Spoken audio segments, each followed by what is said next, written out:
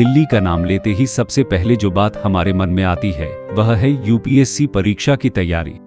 हर साल लाखों छात्र देश की सबसे कठिन परीक्षा को पास करने का सपना लेकर दिल्ली आते हैं। ऐसे ही छात्रों के लिए डॉ. विकास दिव्यकीर्ति किसी द्रोणाचार्य से कम नहीं है। डॉ. विकास दिव्यकीर्ति का जन्म 26 दिसंबर 1973 को हरियाणा के एक छोटे से गांव में हुआ। उनके माता पिता दोनों ही हिंदी साहित्य के प्रोफेसर थे, जिससे उनके घर में शुरू से ही पढ़ाई लिखाई का माहौल रहा। शिक्षा की इस माहौल में पले बढ़े विकास ने दिल्ली यूनिवर्सिटी से हिंदी साहित्य में MPhil और पढ़ की डिग्री हासिल की। इसके अलावा उन्होंने दिल्ली विश्वविद्यालय और भारतीय विद्या भवन से अंग्रेजी से हिंदी अनुवाद में पोस्ट ग्रेजुएट भी किया। वर्ष 1996 में डॉ.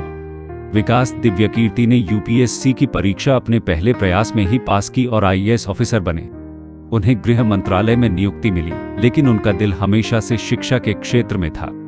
यही वजह थी कि 1 साल के भीतर ही उन्होंने अपनी आईएएस की नौकरी से इस्तीफा दे दिया और शिक्षक बनने का फैसला किया।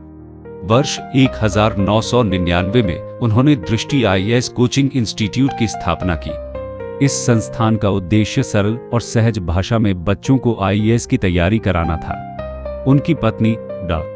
तरुण वर्मा भी इस कोचिंग संस्थान की डायरेक्टर हैं। इसके अलावा डॉ. विकास दिव्यकीर्ति समसामयिक मुद्दों की मासिक पत्रिका दृष्टि करंट अफेयर्स टुडे का संपादन भी करते हैं। Powered beat hours. देश की प्रमुख भाषा हिंदी है और अधिकांश छात्र हिंदी में तैयारी करना चाहते हैं।